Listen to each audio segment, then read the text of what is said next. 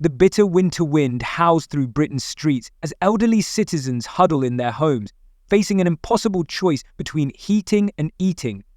But today's story isn't just about the cold. It's about broken promises and betrayed trust at the highest levels of British politics.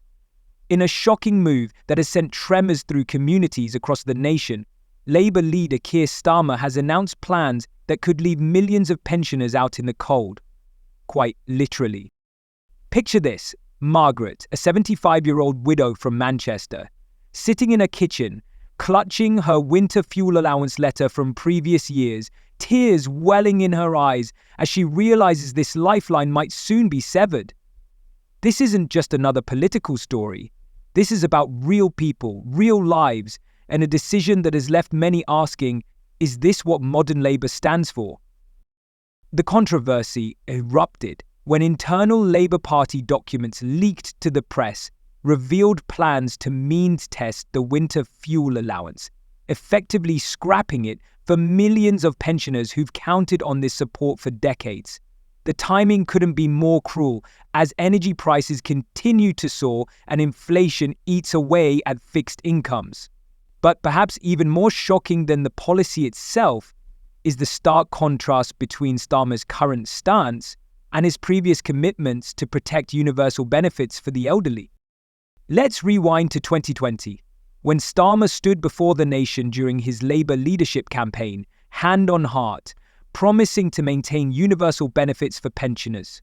These aren't just perks, he declared then. They're vital lifelines that help maintain dignity in retirement. Fast forward to today, and those words ring hollow in the ears of millions who trusted in Labour's commitment to social welfare. The numbers paint a devastating picture.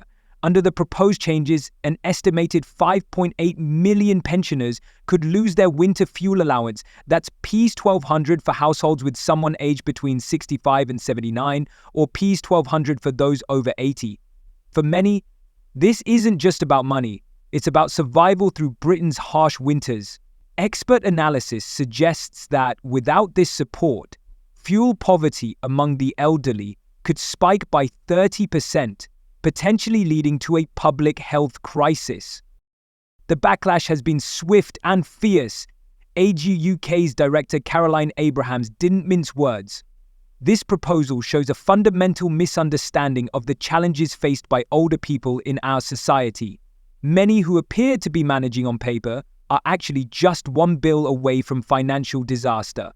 Her words echo through community centres and pensioners groups across the country, where anger and disappointment are palpable. But it's not just advocacy groups speaking out. Former Labour ministers have broken ranks to condemn the proposal. John McDonnell, former Shadow Chancellor, called it a betrayal of everything Labour should stand for. Even some current Labour MPs are privately expressing concern about the electoral consequences of such a move, particularly in key northern constituencies where the party needs to rebuild trust. The government's own statistics reveal the brutal reality. Last winter, over 250,000 excess deaths were recorded among the elderly during cold snaps.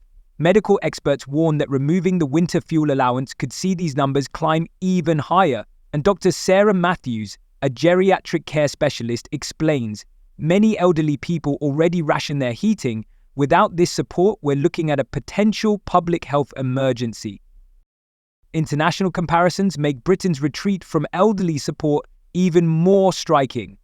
While countries like Norway and Sweden are expanding their winter support for vulnerable elderly citizens, the UK appears to be moving in the opposite direction. The contrast is particularly stark given Britain's weather conditions and the age of its housing stock, which often makes heating efficiency a major challenge. The human stories behind the statistics are heart-wrenching. Take George, an 82-year-old former factory worker from Leeds. I worked for 50 years, paid my taxes, never asked for anything extra. Now they're telling me I might be too wealthy for help with heating? My pension barely covers the basics as it is. His story is repeated thousands of times across the country, each with its own unique twist, but sharing the same core of anxiety and betrayal. Labour's internal polling, leaked alongside the policy documents, suggests party strategists know they're playing with fire. Focus groups show overwhelming opposition to means testing winter fuel payments, even among younger voters who won't be directly affected. One internal memo reportedly warned of catastrophic electoral consequences if the policy goes ahead, particularly in key marginal seats.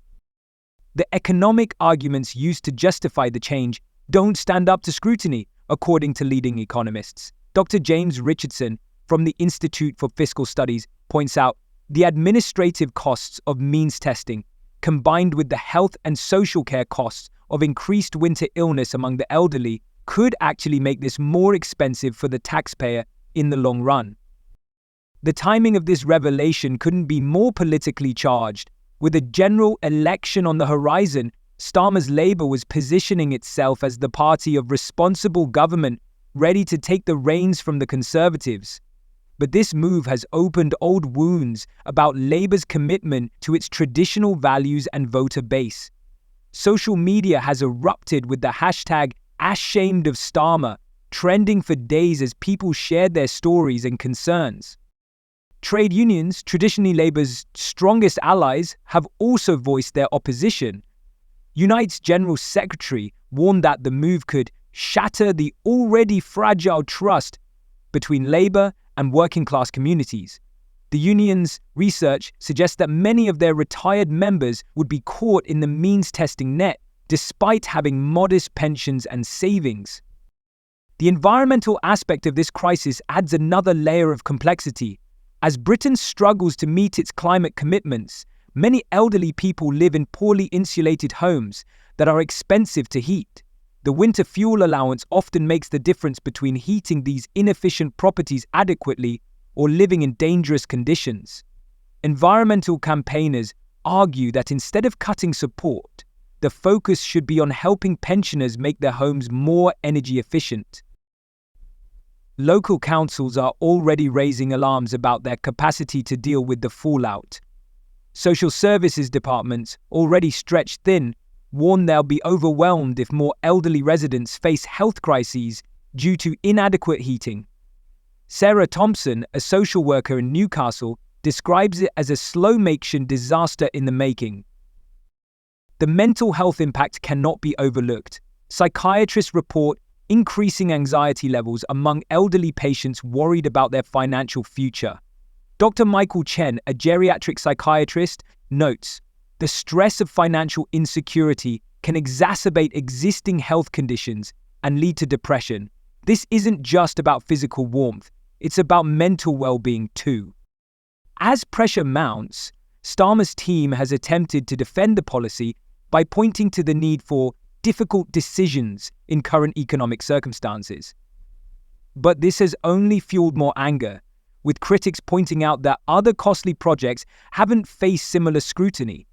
The contrast between this cut and Labour's other spending commitments has not gone unnoticed. The international media has started picking up the story, with headlines in European newspapers questioning Britain's commitment to social welfare. Britain's elderly left in the cold, declared one French newspaper, while German media drew unfavourable comparisons with their own comprehensive elderly care systems. Looking ahead, the political ramifications of this policy could extend far beyond the next election. It raises fundamental questions about the nature of universal benefits, the social contract between generations, and the role of the state in protecting vulnerable citizens. Some political analysts suggest this could represent a watershed moment in British social policy. As winter approaches and energy prices show no sign of decreasing, the anxiety among Britain's elderly population is palpable. Community centres report increased attendance at warm banks, and food banks are preparing for greater demand. The human cost of this policy shift is already visible, even before its implementation. In conclusion, what started as a leaked policy document has exploded into a national debate about values, priorities, and the kind of society Britain wants to be. As Margaret, our widow from Manchester, puts it, it's not just about the money. It's about feeling valued, feeling like your country still cares about you after a lifetime of contribution. For Keir Starmer and the Labour Party, the coming weeks will be crucial in either defending this controversial position or reconsidering a policy that has sparked such widespread condemnation. The eyes of the nation, particularly its elderly citizens, are watching closely, and the verdict so far is damning.